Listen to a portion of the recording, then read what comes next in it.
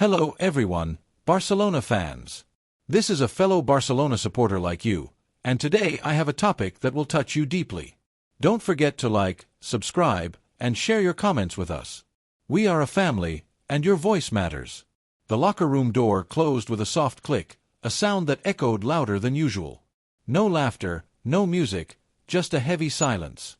In the center of the room stood a man, his shirt still soaked with sweat from the morning training session. His gaze was steady, but his eyes betrayed a contained emotion. It was him, Inigo Martinez, our rock, our guide. Everyone knew, but no one dared to say it out loud. In that history-laden room, where every bench bore the marks of our greatest victories, something was about to break. "Guys, this might be my last training session here," he said calmly, but with a gravity that weighed on the atmosphere. Pau Cubarsí lowered his head, bald stared at the ground. Even GAVI, always so energetic, stood still. Inigo wasn't just a veteran. He was our older brother, our shield in the storms, the one who spoke little but whose every word counted. Last season was not just any season, it was historic. A national treble, La Liga, the Copa, and the Supercopa. And amid the noise of Lewandowski's goals, the brilliance of LAMINE Yamal, and Ter Stegen's decisive saves, there was a silent wall, a man who defended our jersey with unwavering determination. Many saw him as just a substitute. He arrived for free, almost unnoticed, but when the team needed him the most, he was there. He was the shadow and the shield of Pau Cubarsí, a mentor disguised as a central defender. 3 goals, 6 assists, 46 matches without ever hiding. Now, he is about to say goodbye. An offer from Saudi Arabia looms, a siren song for a gilded retirement. Barcelona knows this, and in the offices, it is seen as a good thing. Freeing up salary mass, generating revenue with a player who arrived at no cost, a well-managed deal. But football is not just about numbers. There is something in the way Inigo adjusts his shin guards, in the way he talks to the young players, in the way he shouts "Vamos" at every corner. There is something in that upright figure that cannot be bought with millions. There is a sense of belonging, there is the spirit of the club. Even the greatest cycles have an end. And perhaps for Inigo, that moment has come. In the meeting room, Hansi Flick looked him in the eyes with deep respect. "If you decide to leave, know that this house will always be open for you, because you have left something here more than just football." And you know what? As a Barcelona fan, this news doesn't hurt like a simple defeat. It hurts with pride, because Inigo is leaving through the big door, without conflicts, without drama, leaving everything on the field, like the greats. Rumors are swirling about a striker who could well join our romantic club.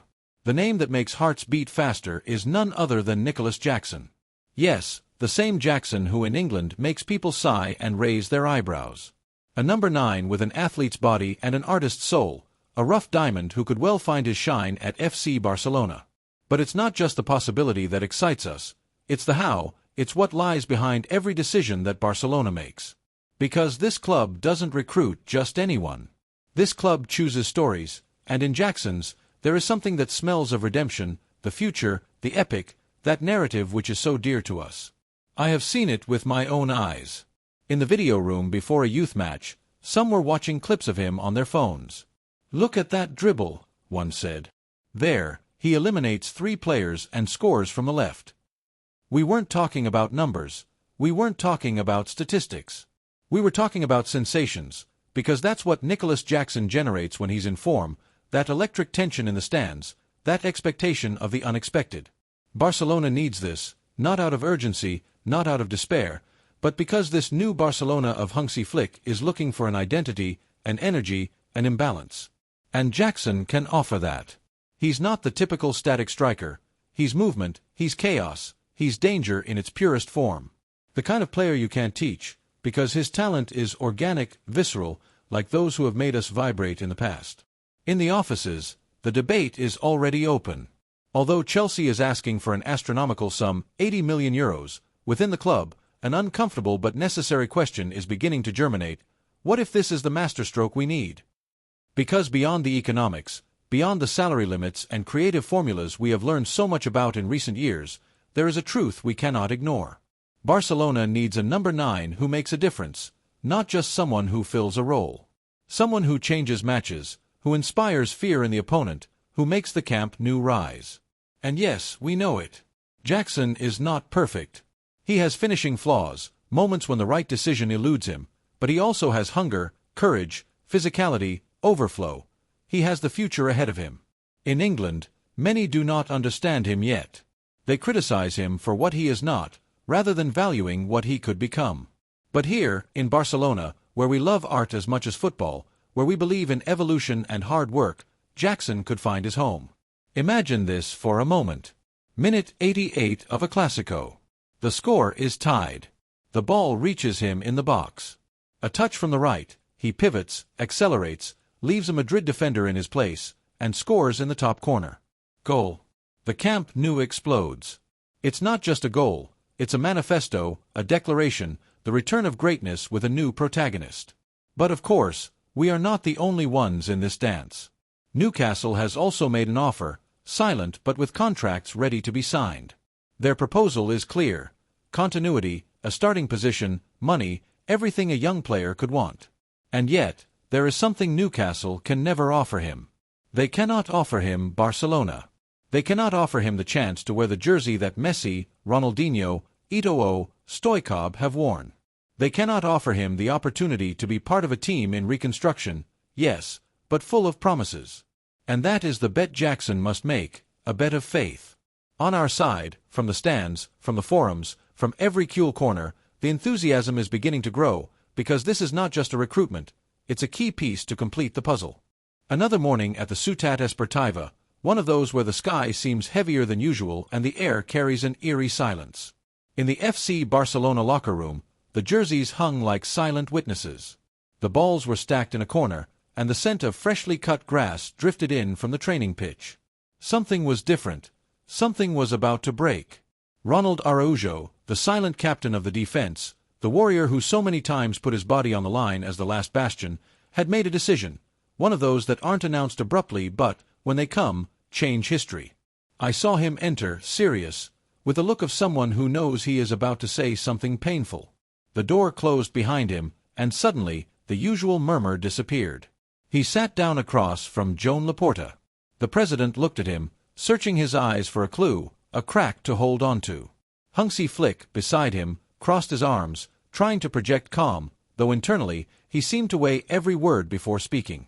Araujo took a deep breath. "President, mister, I want you to listen to me carefully. My cycle here is about to end.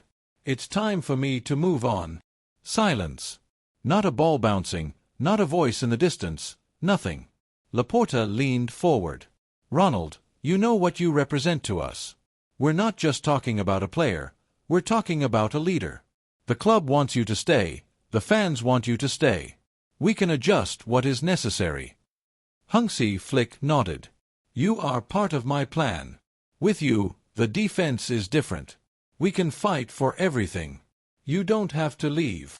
But Araujo already had that expression every Cule knows, that of a footballer who has decided with his heart, even if it means breaking his own and those around him.